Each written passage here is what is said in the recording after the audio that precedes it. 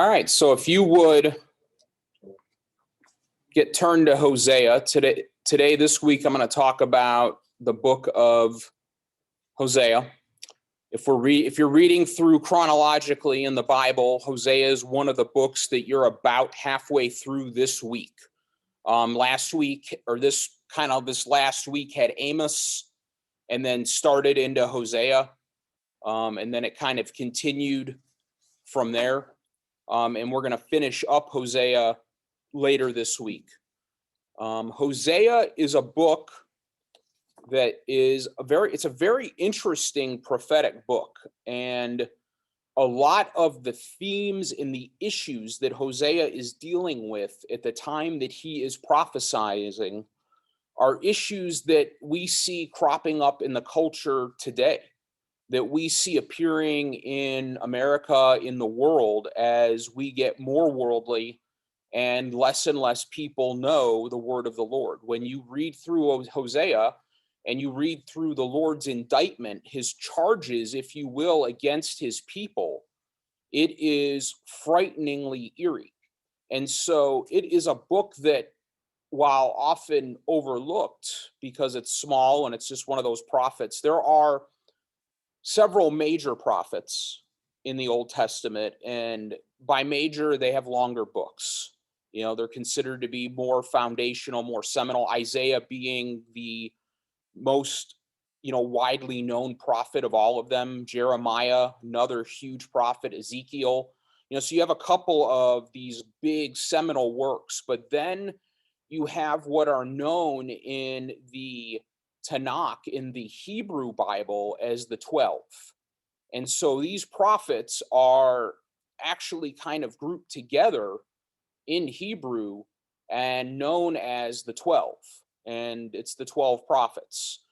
And I don't think that's a mistake that the Lord picked these 12 guys. There were, 12 tribes. There were all of these different 12s, an important number in biblical numerology. And just because they're not as long does not mean that what they have to say is not seminal, and that there's not incredibly important things to learn from their prophesying and things to be gleaned. And, nowhere in the Bible does the Lord refer to them as, "You are one of my minor prophets. I send you with a small message for the people of Israel. And you are not worthy for a large message, but yet you are worthy for a small one. So here I send you out." That is not the teaching of the Lord. They are men of God that have been called by the Lord to deliver a specific message over a specific period of time. And just because their message isn't really, really long, or their message isn't, spanning a huge amount of time for some of these guys, doesn't mean that it's not all the more important. Some of the most important works in Scripture are not necessarily super long books. There's a difference. Quantity and quality aren't always the same, and every word in the Bible is the word of the Lord, inspired by the Lord, and perfect for training and instruction and correction. And there are incredible pieces of wisdom to be gleaned. Hosea had a long ministry. He was a guy that spanned the last 6 kings of the northern kingdom. By this point, Israel and Judah have split. You have the northern kingdom, sometimes referred to as Ephraim, which is the largest tribe of the northern tribes. Sometimes it's referred to as Samaria. Sometimes it's referred to as the northern kingdom. But you have this northern kingdom, and they are going to be the ones that are going to be first into exile. They are going to go into exile around the year 710 BC. They're going to be carried off by the Assyrians into captivity, and they are going to pretty much disappear. They are going to be lost to history. When you hear about the lost tribes of Israel, you are hearing about the northern kingdom. And by this point in history, they've become very polluted. They do not know the Lord. They are not seeking the Lord. Idol worship is rampant across the entire nation. In fact, there are going to be 150 roughly specific statements against the nation of Israel, the northern kingdom, in the book of Hosea. And half of them roughly deal with idolatry. So then the biggest theme of what is going on in the northern kingdom, the biggest problem that the Lord has is this idolatry, this spiritual unfaithfulness that is going on, that they have become unfaithful to the Lord. They have broken their marriage vows. And this entire book is structured around marriage as the example. And Hosea's personal life deeply reflects the public message that he is delivering. Hosea is called by the Lord, and Hosea, by the way, his name, the root for his name is the same root as it is for the word Joshua, and it is the same root as Jesus, and it means salvation. And so the book of Hosea, his name literally means salvation. He saves. And you're presenting the Lord's heart towards his bride. That's what this book is about. It is a love letter of distress that the Lord is writing towards his bride Israel. And it is over and over again, how could you? How could you? How could you do this to me? They have left the Lord. They are not seeking the Lord. They have taken up idolatry. They have taken up wickedness. And because they have abandoned the Lord, because they left the God that chose them, the Lord is going to abandon them for a season. Now, while the 10 tribes of Israel, the northern kingdom, were carried into captivity and disappeared, the idea that those 10 tribes are lost to history is not necessarily true. We read that when the kingdom split, when Judah and the northern kingdom split, that the faithful, as Jeroboam set up altars to worship fake gods, to worship false gods, as he created his own center of worship of idolatry in Samaria, that the faithful in the northern kingdom, those that were seeking the Lord, left and went to the kingdom of Judah. And we see that during the reign of Rehoboam. And we see that the Levites that were seeking the Lord left. And we see that those, it says, and those that of the other tribes that were seeking the Lord left. So the idea that all of the tribes, that these 10 tribes of Israel have been lost and that they don't exist anymore is not true.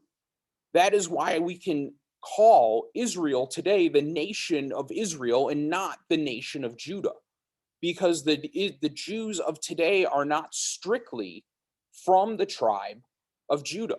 There are Levites, there are Benjamin, there are Judah, there is Ephraim, there is Manasseh, all of the tribes are represented, albeit in smaller proportion.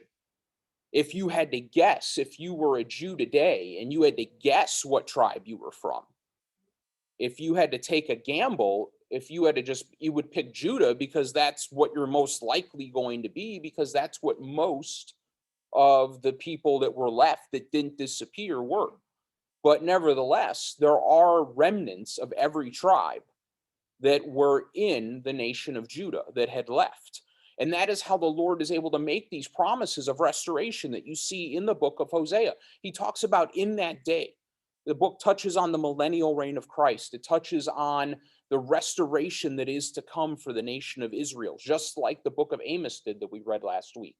And so it's like, if you hear about these tribes being lost, a lot of times you'll read these prophecies and go, well, if these tribes are lost, how can they be restored in that day? How are they going to do it? DNA tests or what's going on? But it doesn't have to be anything that fancy or mysterious, because there are remnants of all of the tribes that are still seeking the Lord today that have been spared and preserved. We have no idea at this point. Any Jew you just really don't know. The only Jews that really have any idea, there is a Jewish company that does, like, what's that big DNA testing company?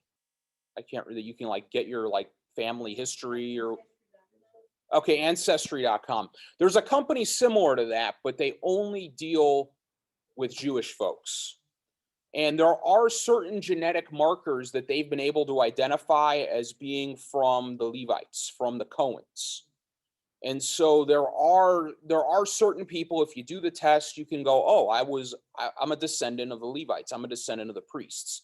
That's about as specific, but they are working diligently on mapping genomes. And I think that as remains are found and excavated, if they find DNA samples, that would allow them to do more and more of that as time goes on. It would not surprise me if it gets more specific. I was amazed when I read that they could even do that. I was like, wow, how can you really, after all of these years? But there are certain markers unique the to the Levites that they've been able to identify.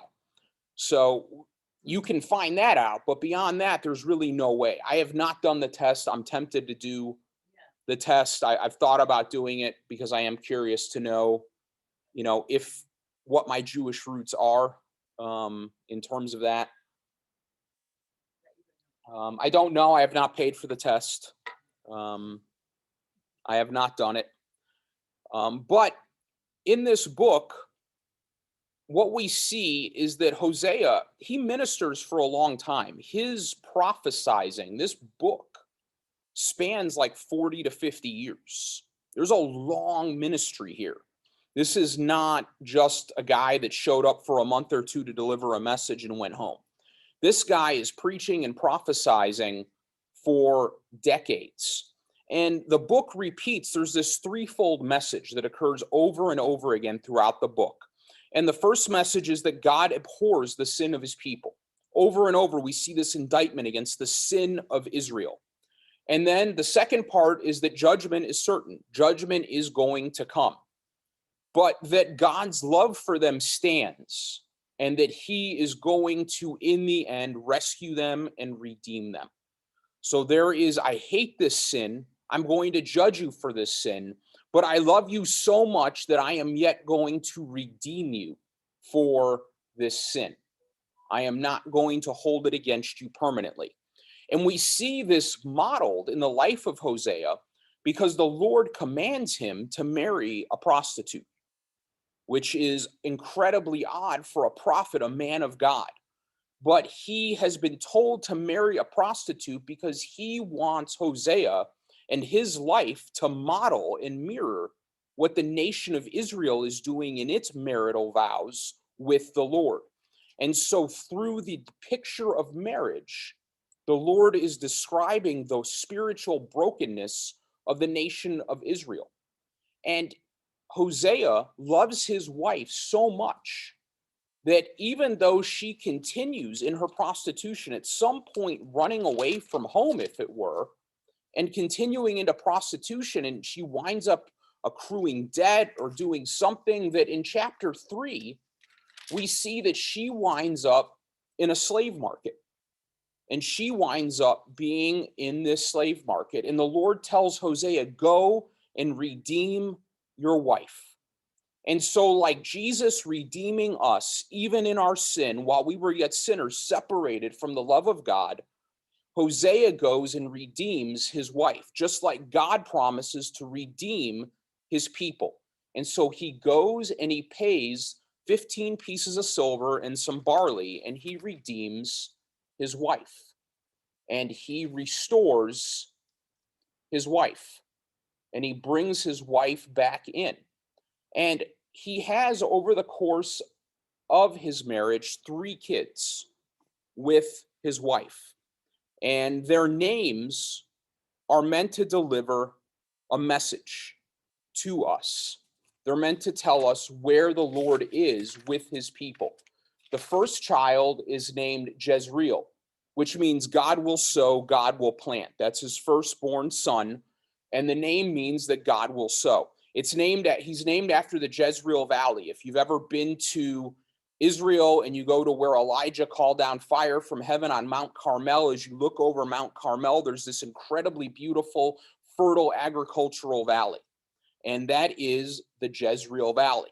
It is one of the most fought over, if not the most fought over piece of real estate in history. The Jezreel Valley has changed hands an enormous number of times. About the only thing I could think that could give it a run for its money is Palermo, which holds the distinction of being the most conquered city in history, going all the way back to the Carthaginians. It was in Sicily. It's in the middle of the Mediterranean. It's traded hands a bunch of times. But the Jezreel Valley is up there. It's this fought over real estate, and it is going to be a central place in the Armageddon, in the return of Jesus. There is going to be a big battle, and that is going to be, it's going to extend all the way into the Jezreel Valley. And it's going to be an interesting spot. So he names his first son Jezreel. God will sow. It's a prophetic message that God is going to sow and plant his people once again at some point. And also that he's going to cast them into the wind. There is going to be a sowing into the wind as they're carried into exile, but there's also going to be a planting and a harvest later on. And then the second child was a daughter, and he named her Lo Ruhamah. Lo Ruhamah. Ruhamah in Hebrew means loved, beloved. It's a tender word. And it really is just sort of this intimate love that is described. And then you add in on the front this lo, which means no. It is a modifier.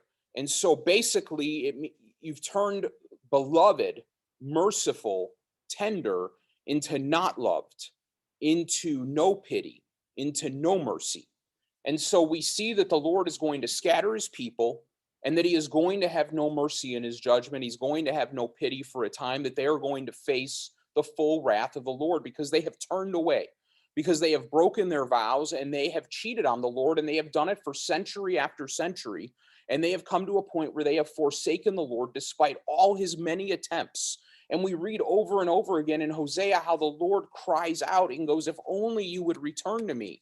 And oh, how I have tried to drive you back. It's the same message that we saw in Amos. I gave you famines. I gave you plagues. I had you lose in battles. I did everything I could to discipline you, to drive you back to me, but yet you continued to sin. And so a lot of times when we look at adversity and hardship in our lives, we think that the Lord is punishing us. But sometimes what he's really trying to do is bring us back to him. He is disciplining us. He is trying to get us to return. And he is using hardship and defeat and obstruction to close doors so that we will come to a point of brokenness where we need him, and where we will cry out to him, and where we will surrender to him. And he's been doing this to the nation of Israel for centuries. And we're reaching the running out point where there is no more discipline to be given. Now we have just reached a point of judgment. And then the final child that Hosea has is Lo Ami, which means not my people. And so in the end, after there is no mercy, after he has sown them to the wind, he is going to declare Lo Ami, they are not my people, for a season. In the end of Hosea, we see that he will say, no longer will they be called Lo Ami, but they shall be called Ami. And no longer will they be Lo Ruhamah, but they will be Ruhamah again. And so he promises not only judgment, but he promises restoration. Just like he promises with his bride. Just like he promises with the bride of Christ. That once we come in and we know him, that we will have restoration and we will have eternal life. Whereas before we were lost and we were in a state of judgment. And this jealousy is not just an Old Testament concept. This idea that the Lord would be offended by his people seeking false gods, that he would be offended by the idea that they are straying, that there would be a judgment and a discipline for that, is not strictly an Old Testament idea. This idea that the God of the Old Testament is somehow different than the God of the New Testament is a lie. You see the same love, compassion, and mercy in the Old Testament as you see in the New Testament. The love of the Lord is the same yesterday, today, and forever. And Jesus is the ultimate fulfillment of the love of the Old Testament. We see in 2 Corinthians, Paul wrote, for I am jealous for you with a godly jealousy. For I betrothed you to one husband, so that to Christ I might present you as a pure virgin. The Lord is jealous of his bride, just as a husband is jealous of his wife. I've not been married, but I know from plenty of my friends that are married that if their wife lingers too long talking to some strange man, they start to get a little like, what's going on? They're not real thrilled. They get to be jealous. They have a lust and a zeal for their marriage that they want to protect because they love their bride. In Revelation, we see Jesus indicting the churches that have strayed. And in Revelation 19, it says, "Let us rejoice and be glad and give the glory to him, for the marriage lamb has come and his bride has made herself ready. It was given to her to clothe herself in fine linen, bright and clean. For the fine linen is the righteous acts of the saints." And then he said to me, "Write, blessed are those who are invited to the marriage supper of the Lamb." And he said to me, "These are true words of God." So we see early in Revelation that the Lord is presenting charges against his churches for the things that they have done.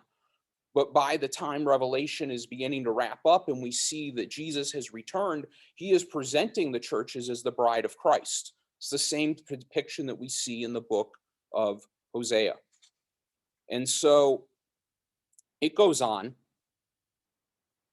and continues and it's this walking, talking announcement of the judgment to come. That is what Hosea is doing over and over again. And Hosea's compassion for the people of Israel, we see in some of the other prophets that there's much more harshness. Jonah ran away. He didn't want to go and prophesy, and he was upset when the Lord extended mercy. And he was the exact opposite of Hosea. You could not have two guys more opposite on the spectrum. Jonah was a guy that was upset that the Lord wanted him to go and provide mercy and redemption to the people of Nineveh. And then when they did accept it, he was so distressed that he went and baked himself in the sun.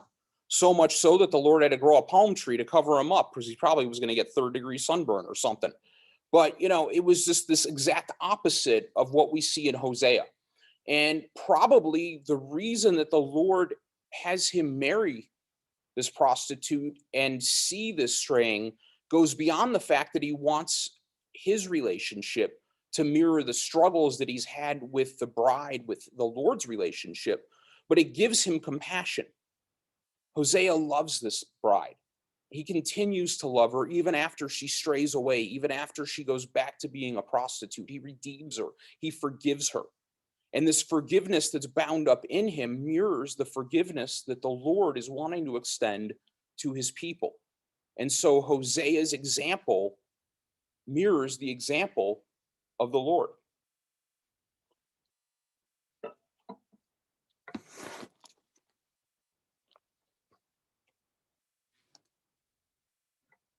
Bible switch time. All right.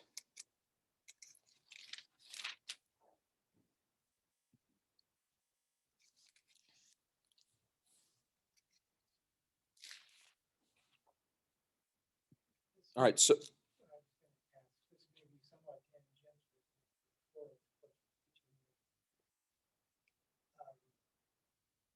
all three of Hosea's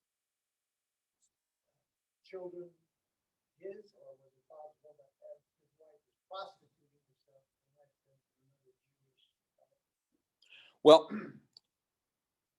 the way the prophecy is written, the way the book is written, indicates that they're his children.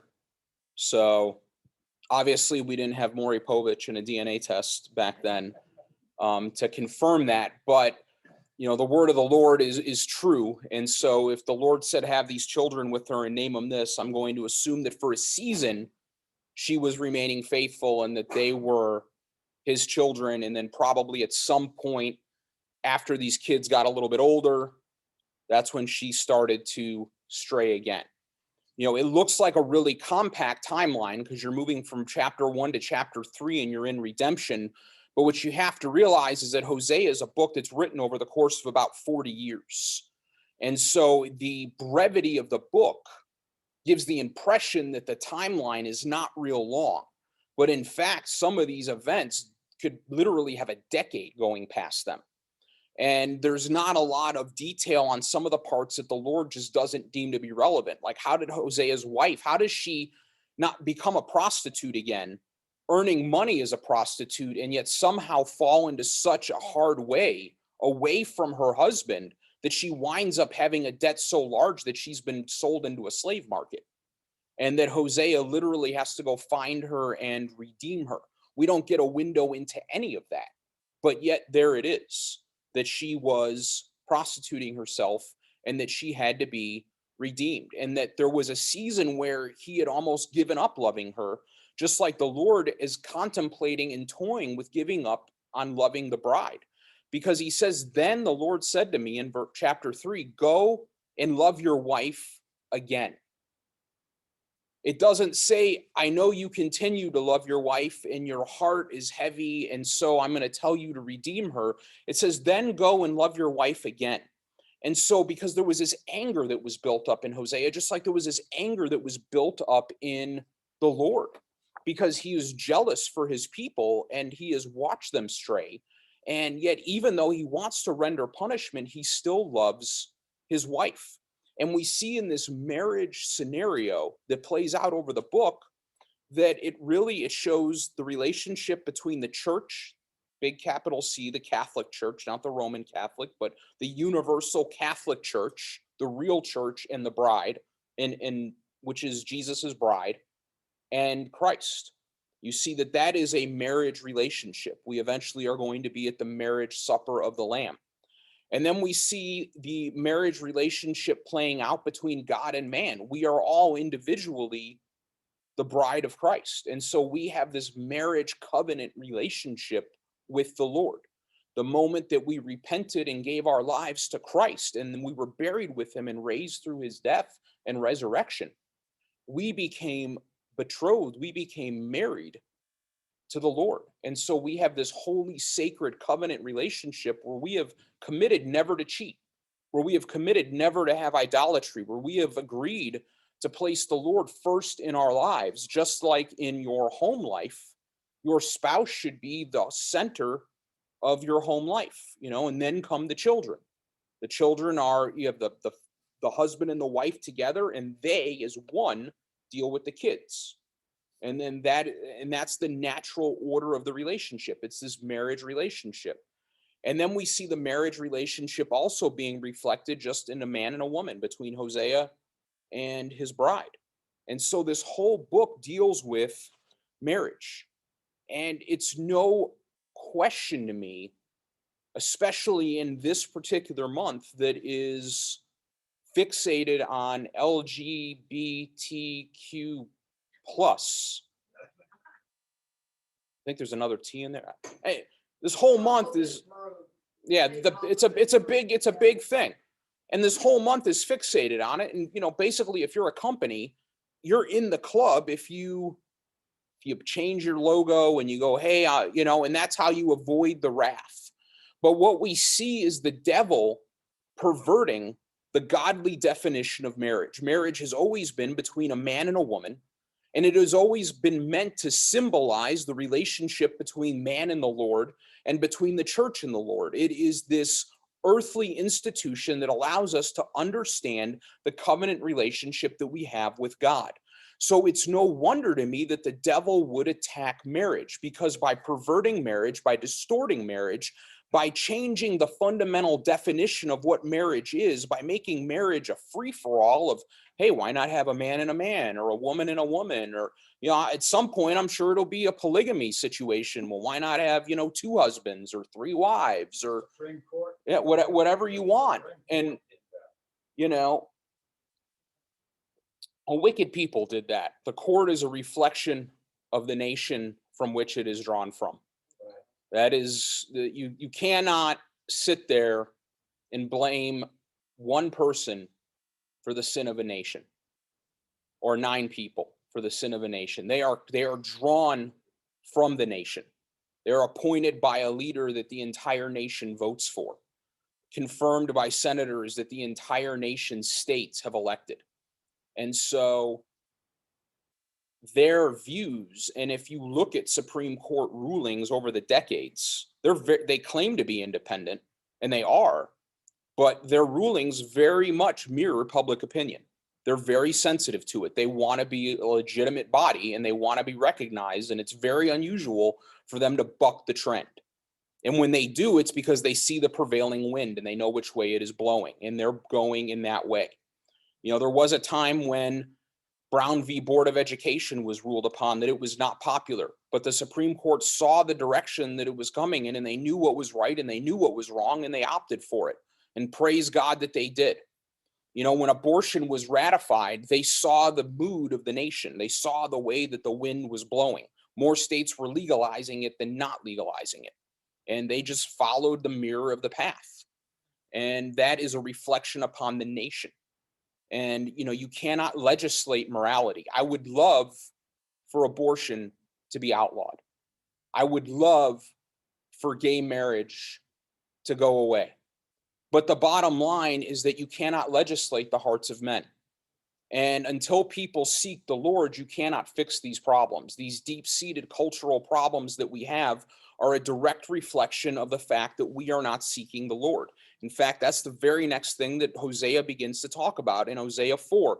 Hear the word of the Lord, O people of Israel. The Lord has brought charges against you, saying, there is no faithfulness, no kindness, no knowledge of God in your land.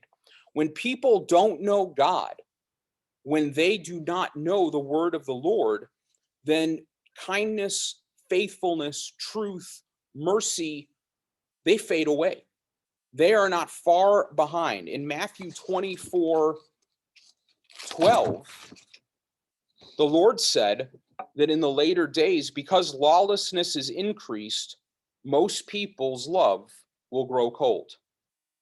And so we see this nation, there is no kindness. There's no faithfulness. Love is growing cold in the nation of Israel. Why is love growing cold? Because there is no knowledge of God in the land. When the knowledge of the Lord fades, love grows cold, kindness grows cold, things begin to go wrong. In the Proverbs, Solomon in Proverbs 9:10 said, the fear of the Lord is the beginning of wisdom. If there is no fear of the Lord in the nation, then there is no wisdom. And if there is no wisdom, then there is not going to be the fruit of the Spirit, because fools do not possess the fruit of the Spirit. You either have a wise heart or a foolish heart. You're either wise or you're stubborn or you're sensual or you're wicked, or, there's a bunch of different kinds of fools, but none of them know the Lord. And the common thread of all fools is that they lack wisdom. And so why do they lack wisdom? Because they don't fear the Lord. If you feared the Lord, then you would not stubbornly reject his commandments. You would seek the Lord wholeheartedly. We need to pray for the United States. We need to, absolutely. And this is an idea that is being reflected by Hosea's contemporaries. In Isaiah 7, Isaiah wrote, Israel is no stronger than its capital Samaria, and Samaria is no stronger than its king. Unless your faith is firm, I cannot make you stand firm. In the New King James, it says, unless you are faithful, you cannot be established. And it's one of the most interesting verses that I think about, because faith is so critical.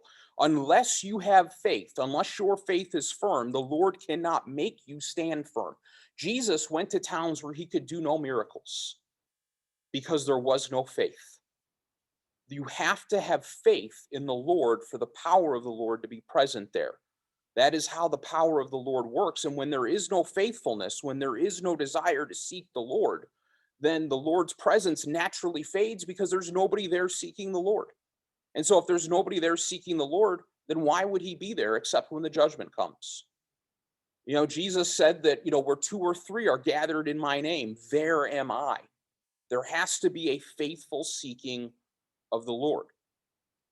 And so he is talking about the fact, and he goes on, and he says, you make vows and break them. The Lord hates a liar. He hates somebody who is deceptive. But yet these people make vows and break them. You steal and kill and commit adultery. There is violence everywhere, one murder after another. Does that sound familiar? Does that sound like the news? Because it sounds a lot like the news here and in Memphis, and definitely where I'm from in Chicago. I watch the news in Chicago, and it is just unbelievable the boldness with which crimes are being committed. There was a murder 2 days ago on the south side of Chicago, and I watched a video of this woman get out of a red sedan, out of the back seat, holding an assault rifle in broad daylight, like 3 o'clock in the afternoon, and get out of the car. Everybody stopped in traffic, and there was a car a couple up ahead, must have been a rival gang or a dispute or something, and go up to the car and just lay into it like they were in some sort of combat video. And you see the cars backing up and people, and there's just this broad daylight violence without fear of retribution, without fear of being caught. The lawlessness that is expanding in the country is getting to be frightening beyond belief. You know, there was an accident the other day on Walnut Grove where 2 people died. An off-duty police officer, of all things, was coming down Walnut Grove, had to be over 80, probably 100 miles an hour. There was a car that turned out of a gas station making a right-hand turn. This guy's going so fast that he literally split the car in two. Half of the car was right there, and then 100 feet down was the other half. And the 2 people in the other car died on the scene. They were pronounced dead at the scene. And what excuse could there possibly be for driving that fast on a 40-mile-an-hour residential zone other than lawlessness abounding? You see it on the interstates. It's frightening to drive. I mean, it's just an open speedway out there. It's a free-for-all. Even they're getting crazy. I was on a side road going home last night, and this motorcycle was behind me, just weaving back and forth, trying to, and finally it opened up, and hey, this guy blew past me at 50, 60 miles an hour, and I'm on a 30-something mile an hour 2-lane side street. And I'm just thinking, it's just, but there is this immunity, or there is this impunity towards law. Why? Because there is not a knowledge of the Lord. When there is no knowledge of the Lord, violence is everywhere. And it goes on, it says, that is why your land is in mourning, and everyone is wasting away. Even the wild animals, the birds of the sky, and the fish of the sea are disappearing. That sounds like today. I always hear about global warming, global warming, global warming, man's pollution. But we see extinction. We see species of fish that are overfished to the point that they're not there. They saw it too. Even wild animals, birds of the sky, and the fish of the sea are disappearing. When lawlessness and wickedness abounds, the acts of man become so wicked that they pollute the land to such an extent that it has an effect on all of creation, because we have been given dominion over creation. And so when wickedness multiplies among us, there is a cost and a penalty that is paid all the way down. And so when you look at, I don't look at these extinctions and these die-offs and go, oh yeah, it's because of our pollution. I mean, I don't know, maybe, but I'm not convinced of that. But I do look at weather, and I do look at extinction, and I look at how dirty the ocean is, and I look at all of the plastic that's in it, and I think there's the wickedness of man. We're commanded to be stewards of the earth. What are we leaving for our children when we leave the land polluted like that? But why would we leave the land polluted? Because there is no knowledge of the Lord, and we do not feel called to be stewards. We feel called to be selfish consumers and to enjoy ourselves regardless of any cost that there may be. And we see that going on in the northern kingdom. Even the wild animals, the birds of the sky, and the fish of the sea are disappearing where wickedness multiplied.